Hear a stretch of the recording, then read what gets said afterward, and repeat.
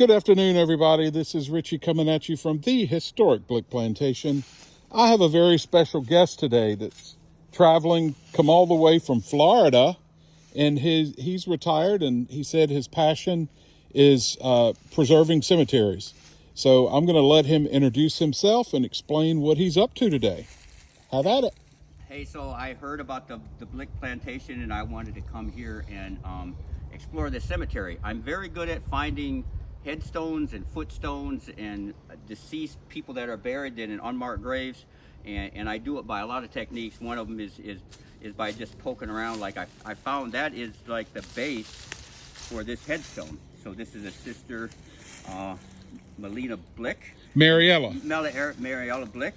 And so that headstone we're going to put up there, and so and I didn't know that base was there. I knew the headstone was here because it's spun around and laying down.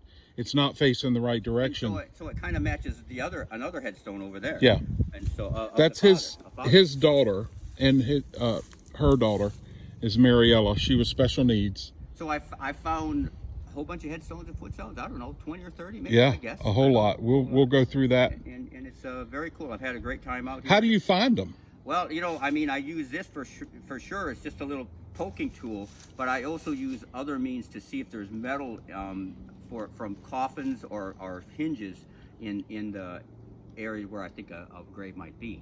And so I use a lot of different techniques, including just intuition.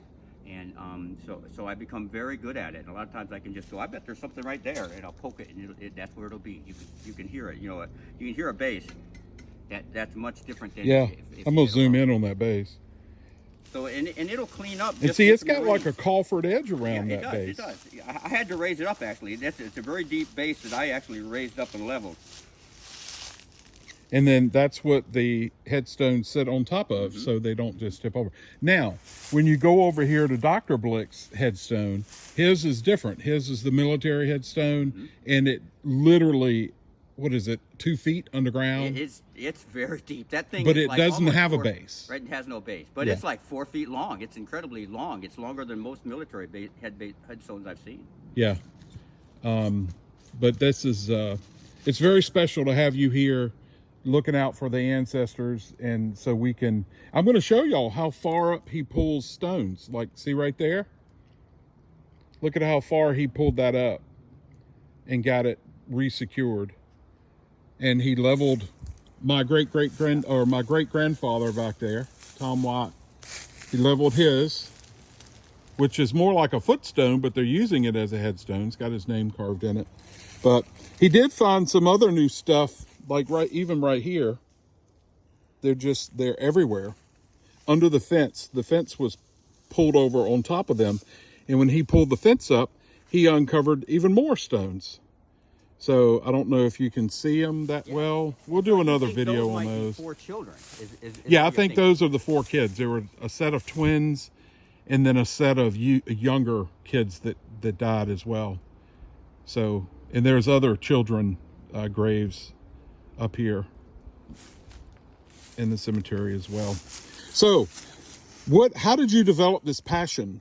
Like, how did you get started on this? So I originally had a friend that managed a cemetery, a private cemetery, and I went over and helped a little bit, and I said, this is kind of cool. And then I kind of learned how to find buried headstones. It was a very historic cemetery, and so I learned how to do this, and I spent, I don't know, hundreds of hours restoring a cemetery, and I just kind of really like it. So, and I'll give a heads out, if anybody has an old cemetery that they would like me to come do, they should contact me, and maybe I'll be able to come do it. How do they contact you? Well, I mean, right now it might be by asking you to contact them, but I hate to make you do that. But I don't mind. But it's Mark Brewer. You might find me on Facebook, but in Florida. But Mark Brewer, Brewer. But yeah, so I mean, it's just so special to have you come and help here, because I didn't know what to do. Right. And I've been contacted by a couple people, but it just all seemed to fit right. And you really wanted to do it. You reached out, in February? Right. And then after seeing it online, and he's all the way from Florida, everybody. We're in Southern Virginia. That's quite a distance. And you got to admit, in a day and a half I have knocked out in found Oh yeah. just Yeah, he came yesterday. I just got here a few so minutes ago. I've raised 30 headstones in a day. It's like Yeah. incredible how much And work see I've there, done, and cleared a bunch of brush.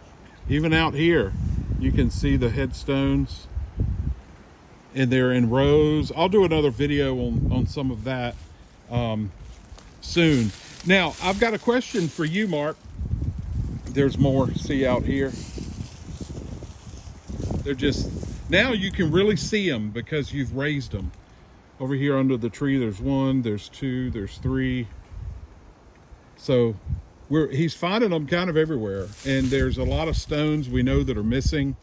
But so my question to you is, if somebody wants to take up this passion, like I was having a glass of wine with some good friends of mine. Hey, Donna and Polk.